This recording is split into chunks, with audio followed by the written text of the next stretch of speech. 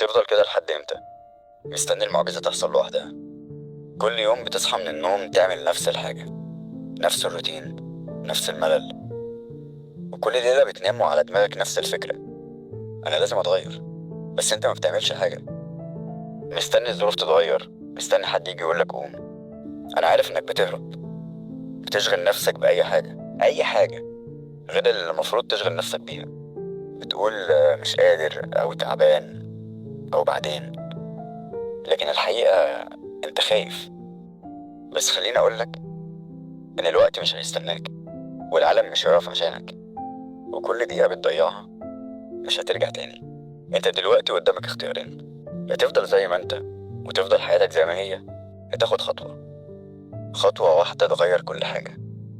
أنا عايزك تفضل 24 ساعة عايش في جو جنون العظمة ده، لأن صدقني طول ما أنت مقتنع إن أنت عظيم، وطول ما أنت مقتنع إن أنت هتعمل حاجة تفيد بيها نفسك، وطول ما أنت مقتنع إن أنت هتبقى ناجح، صدقني أنت هتبقى ناجح. مفيش أي حد في الدنيا عامل زيك، وإن مفيش أي حد في الدنيا يقدر يوصل لربع اللي أنت عايز توصل له. اللي بيسعى بيلاقي. اول ما تلاقي نفسك ان انت كل الناس بقت ضدك وكل الناس بقت واقفه قصاد الحاجه اللي انت بتعملها دي، تعرف 100% ان انت ماشي على الطريق الصح. وبيجي في الاخر بعد ما انت بتنجح بتبص بتلاقي الناس دي كلها حواليك، وتبص عليهم كده تلاقيهم بيسقفوا.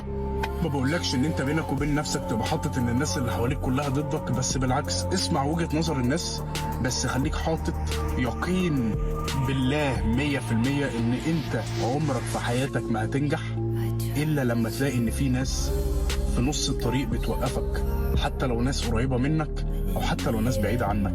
انت ممكن تبقى حاجة، انت ممكن تبقى حاجة. ممكن ابوك اللي بيتفشخ عشانك واللي بيضحي عشانك، انت ممكن والله تقعده في البيت معزز مكرم، تفتح له الحلم اللي كان نفسه فيه طول حياته. كل اللي عليك تعمله انك قسما بالله ما تفقد الامل لحظة بنفسك ولا في الحلم بتاعك. فشلت، قوم.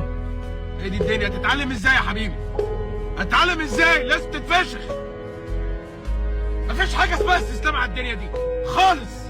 اي حد بيستسلم والله اضعف مما ممكن انا اتصور.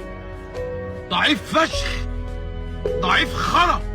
ما ينفعش راجل في الزمن ده يئس، خصوصا في مصر والدنيا غاليه والدنيا صعبه. ما ينفعش تفشل، ما ينفعش تبقى فاشل، ما ينفعش. اصنع من نفسك شخص مرعب، شخص فتاك. الفترة الجاية لا عايزة لا راحة ولا بالراحة. اصنع من نفسك وحش كاسر، اصنع من نفسك حاجة الكل يبقى مذهول منها، الكل يبقى مذهول منها. اعتزل الناس كلها فترة واقعد طور من نفسك في اي حاجة، اعمل اي حاجة في سبيل انك انت تاخد خطوة لقدام. الفترة الجاية مش عايزة خطوة للخلف، الفترة الجاية مش عايزة وقعة، الفترة الجاية مش مستحملة وقعة، الفترة الجاية عايزة قومة، عايزة قومة. فوق لها وقوم واعمل. انت اللي عمل مش اجدع منك، اللي عمل ووصل مش اجدع منك ولا احسن منك. هو بني ادم وانت بني ادم، هو عنده ايدين ورجلين وانت عندك ايدين ورجلين، هو عنده مخ وانت عندك مخ. بكره هتشوف انا هبقى ايه. انا عندي احلام وطموحات كتير عايز احققها، هتشوف.